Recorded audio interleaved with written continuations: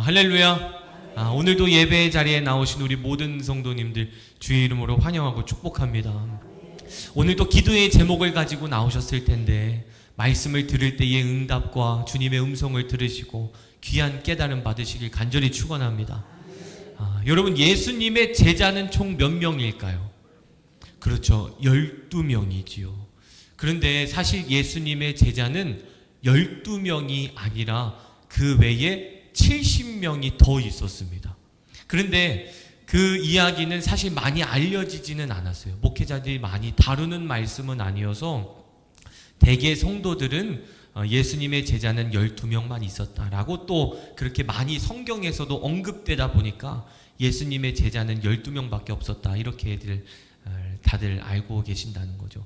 그런데 오늘은 그 12명 말고 다른 70명의 예수님의 제자들의 이야기로 같이 은혜를 나누려고 하는데요. 먼저 1절 말씀 보시게 되면 이렇게 기록되어 있습니다. 1절 시작. 그 후에 주께서 따로 70인을 세우사 친히 가시려는 각 동네와 각 지역으로 앞서 보내시며. 아멘. 이제 한 절씩 한 단어씩 알아보려고 하는데요. 그 후에 주께서 따로 70인을 세우사라고 기록되어 있어요. 그럼 여기서의 따로는 누구를 뜻할까요? 우리들이 흔히 알고 있는 예수님의 몇 명이요? 12명의 제자들을 뜻합니다. 그러니까 그 따로 12명의 제자들 말고 70인을 세우사. 그리고 여기서의 세우사라는 단어의 뜻을 알고 가셔야 되는데요. 이 세우사라는 단어를 헬라어로 직역해보면 공식적으로 임명하다 이런 뜻입니다. 공식적으로 임명하다. 그러니까 예수님의 12제자들 그리고 그 밑에 70인의 제자들이 있었던 것이 아니라 12명의 제자들과 그와 동시에 70명의 제자들이 동일하게 있었다는 것이죠. 그러니까 12명의 제자들이 70명의 제자들보다 더 높았던 것도 아니고요. 70명의 제자들이 12명의 제자들보다 더 높았던 것도 아니라는 것이죠. 따라서 예수님께서는 12명의 제자들에게 권위를 주셨듯 나머지 70명의 제자들에게도 동일한 권위를 주셨다라는 것을 뜻하는 겁니다. 그러니까 지금부터 언급되어지는 이 70명의 제자들은 그냥 제자가 아니라 베드로, 요한, 야고보와 같은 큰 일을 감당했던 제자들이었다라는 것을 알고 가시면 좋을 것 같아요. 그래서 그 뒤에 또 이렇게 기록되어 있습니다. 각 동네와 시작. 각 동네와 각 지역으로 둘씩 앞서 보내시며. 몇 명씩 보냈다고요? 그러니까 예수님의 70명의 제자들이 있었어요. 몇씩이요? 둘씩, 2명씩. 그러면 총 몇 팀이 나오게 될까요? 35팀. 그렇죠. 35팀의 전도팀을 예수님께서 만드셨다는 거예요. 그래서 이 자들을 어떻게 했냐면 2명씩 35곳의 지역으로 예수님께서 보내시게 됩니다. 그래서 오늘 본문 말씀은 무슨 내용이냐면 이 70명의 제자들을 전도 보내시기 전에 너희는 앞으로 어떻게 전도해야 되는지 알려주시는 전도 세미나의 내용이 담겨 있는 것이 오늘 본문 말씀인 누가복음 10장 말씀이라는 것이죠. 그래서 지금부터 한 구절씩 4가지에 대해 같이 알아보려고 하는데요.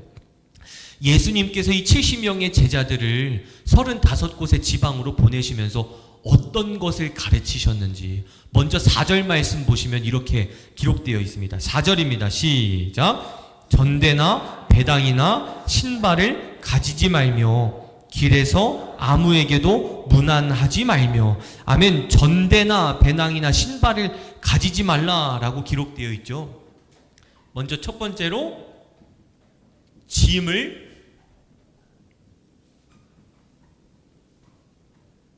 챙기지 말라는 거예요.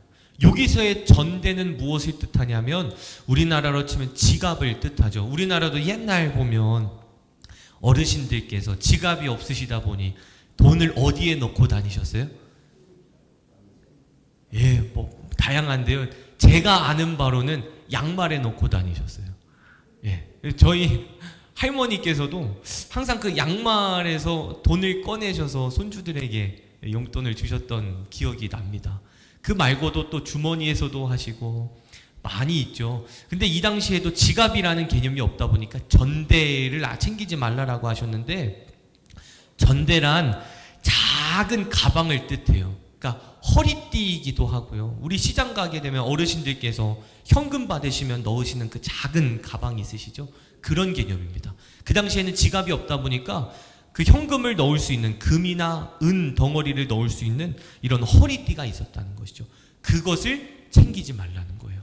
또한 배낭과 신을 챙기지 말라라고 하시는데, 여기서 배낭이라는 것은 여벌 옷을 뜻합니다. 그러니까 전도 나갈 때 돈도 챙기지 말고 여벌 옷도 챙기지 말라고 말씀하셨다는 것이죠. 왜 그랬냐면 그 이유에 대해서는 이따가 한꺼번에 제가 풀어드리겠습니다. 그 다음에 5절 보시면 이렇게 기록되어 있어요. 두 번째로 예수님께서 어떤 말씀을 하셨는가? 5절입니다. 시작. 어느 집에 들어가든지 먼저 말하되 집이 평안할지어다 하라. 아멘. 5절 보시게 되면 먼저 뭐 하라고요? 먼저 인사하라. 그 당시 인사법은 샬롬이라는 단어였어요. 샬롬, 평안하세요. 아무 문제 없으시죠? 평탄하세요. 이런 뜻입니다. 그러니까 먼저 인사해라. 예수님께서 이 70명의 제자들에게 가르치셨던 두 번째 메시지였다는 거예요. 세 번째로는 7절 말씀 보시면 이렇게 기록되어 있습니다. 7절입니다. 시작. 그 집에 유하며 주는 것을 먹고 마시라. 일꾼이 그 삭을 받는 것이 마땅하니라. 이 집에서 저 집으로 옮기지 말라. 7절 말씀 보시게 되면 집을 뭐 하지 말라고요? 옮기지 말라. 이 집 저 집 돌아다니면서 자지 말고 한 집 정했으면, 그 집에서 너희들을 섬기겠다 말했으면 그곳에서 계속 지내라. 이런 말씀이죠. 끝으로 8절입니다. 시작. 어느 동네에 들어가든지 너희를 영접하거든 너희 앞에 차려놓은 것을 먹고, 차려놓은 것을 뭐 하라고요? 차려놓은 것을 먹어라. 음식을 거르지 말라. 그 다음 말씀은 제가 다음 주 수요 예배 때 말씀드릴게요. 오늘은 예수님께서 이렇게 네 가지의 말씀하셨다는 거예요. 첫 번째로는 뭘 챙기지 말라고요? 그렇죠. 짐을 챙기지 말라. 두 번째는요? 그렇죠. 먼저 인사하라. 세 번째는요? 집을 옮기지 말라. 네 번째는요? 그렇죠. 음식을 거르지 말라. 근데 이게 참 깊은 뜻이 담겨 있는 예수님의 메시지였어요. 지금부터 하나씩 풀어나가려고 하는데, 먼저 짐을 챙기지 말라라는 이 말씀의 뜻은 무엇이냐면 하나님께서 채워주심을 너희들은 경험하게 될 거다, 이런 뜻인 줄 믿으시길 바랍니다. 누가요? 하나님께서 채워주신다. 예수님의 제자들이 전도를 나가게 되면 돈도 챙기지 말아라, 여보로 가져가지 말아라, 이렇게 말씀하셨던 이유는 무엇이냐면 너희 그냥 거지같이 행동해야 좀 불쌍해 보이고 그래야 복음이 먹혀 들어간다, 이런 뜻이 아니라 돈이 없어도 굶어 죽지 않는다. 왜냐? 누가 책임져 주시니까요? 아멘. 하나님께서 책임져 주실 테니까. 너희들이 여벌 옷을 챙겨가지 않아도 걱정하지 말아라. 누가 입히시니까요? 하나님께서 알아서 입혀주실 테니까 걱정하지 말아라. 신을 신고 가지 말라. 이것은 무엇이냐? 여벌 신발을 챙겨가지 말라는 거예요. 왜요? 신발이 달아 없어지면 누가 채워주시니까요?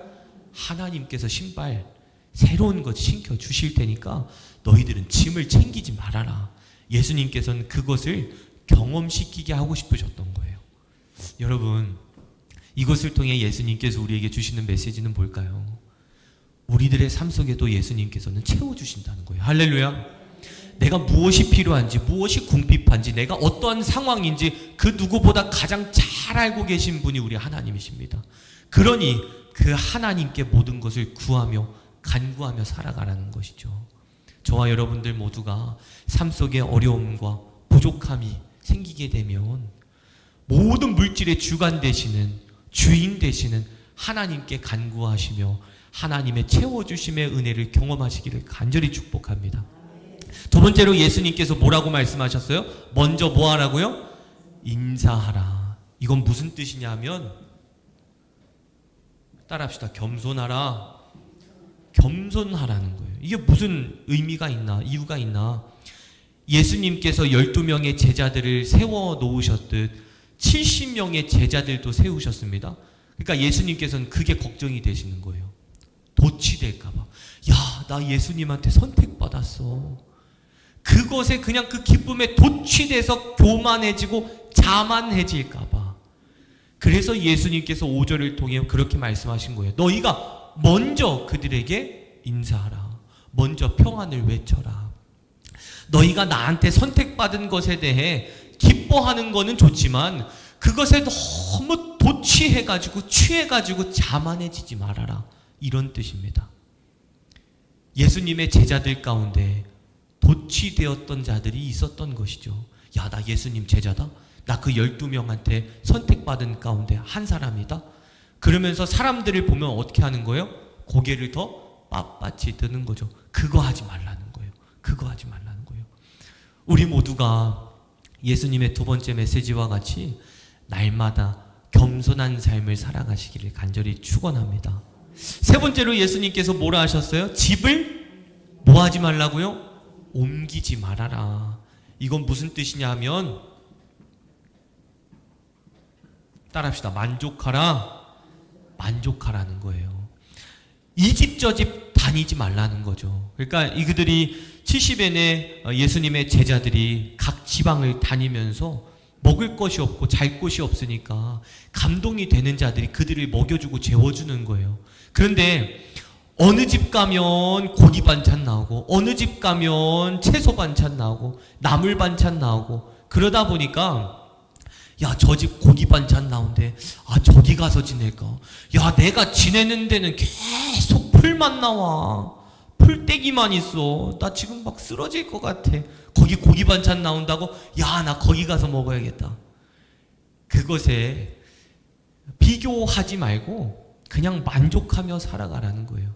이 집 저 집 돌아다니면서 오늘은 고기 반찬 먹으러 뒷집 가고, 다음은 생선 반찬 먹으러 다음에는 옆집 가고, 그렇게 이 집 저 집 돌아다니며 생활하는 것이 아니라 너희를 섬기고자 하는 그 집주인들이 고기를 주든 나물을 주든 아니면 그냥 밥만 주든 아니면 그냥 빵 한 덩이만 주든 그것에 불평 갖지 말고 만족하며 살아가라 라고 말씀하셨다는 것이죠. 이것을 통해 예수님께서 우리에게 주시는 세 번째 메시지는 무엇이에요? 뭐 하라고요? 만족하는 겁니다. 만족하는 겁니다. 여러분, 4절과 7절은 연관되어 있는데요, 하나님께서는 우리들의 삶 속에 부족함을 아시고 채워주신다고 분명히 말씀하셨습니다. 근데 언제 채워주시는지 아십니까? 내가 만족할 때 채워주십니다. 불평불만 가질 때 하나님, 나 왜 돈이 없습니까? 왜 물질 문제 생겼습니까? 왜 건강 문제 때문에 내가 아파야 됩니까? 내가 왜 저 사람들 때문에 속 썩어야 됩니까? 불평과 불만을 갖는 것이 아니라 그냥 내 상황과 환경에 만족할 때, 뭐 할 때요? 만족할 때 하나님께서 채워주신다는 거죠. 여러분, 그 사실을 늘 기억하며 살아가시기를 간절히 축원합니다. 끝으로 네 번째로 예수님께서 뭐라고 말씀하셨어요? 음식을 거르지 말라. 음식을 거르지 말라. 이게 무슨 뜻이냐면 반찬 투정하지 말아라, 이런 뜻이 아닙니다. 유대인들은요, 먹을 수 있는 음식이 있었고요, 먹으면 안 되는 음식들이 있었어요. 첫 번째로 먹을 수 있는 음식은 뭐였냐? 굽이 갈라지고 되새김질하는 동물, 예를 들어 소, 양, 염소, 이런 동물은 먹어도 됐습니다. 근데 그와 반대로 굽이 갈라지지 않고 되새김질하지 못하는 동물은 먹으면 안 됐다는 거예요. 낙타, 토끼, 그리고 새, 맹독류, 부엉이, 올빼미, 이런 거는 먹으면 안 됐던 것이죠. 대표적인 동물이 돼지였습니다. 또한 그들이 먹을 수 있는 생선이 있었고요, 먹지 말아야 할 생선이 있었는데, 먹을 수 있는 생선은 무엇이었냐면 비닐이 있는 것들, 먹을 수 없는 거는 비닐이 없는 것들, 뭐 메기, 장어, 미꾸라지, 조개 이런 것 먹으면 안 됐습니다. 그래서 유대인들은 아직도 그거를 먹지를 않고 있어요.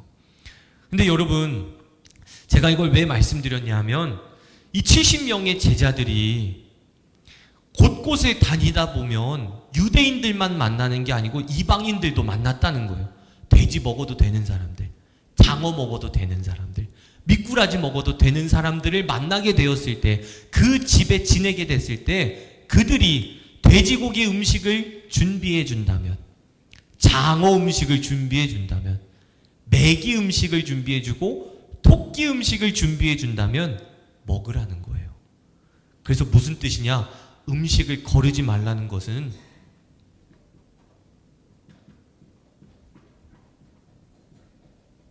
상처를 주지 말라는 겁니다.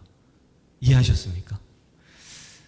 이 이야기를 통해 하나님께서 우리에게 주시는 메시지는 무엇이냐면, 네 번째로 우리가 신앙생활 할 때도 누군가에게 상처를 주지 말라는 거예요. 물론 오늘 예배에 나오신 우리 성도님들은 누군가에게 상처를 주신 적이 없으시겠지만 상처를 주지 말라는 겁니다. 그 이야기 기억나시죠? 고린도 시장 정육제면에서는 어떤 고기도 팔았어요? 우상에게 바쳐졌던 고기도 팔았다고 했어요. 근데 사도 바울이 그랬죠. 나는 먹어도 된다. 하지만 내가 먹는 것에 대해 누군가가 시험이 든다면 나는 먹지 않겠다. 그 얘기에 반대가 되는 이야기입니다. 먹지 말아라.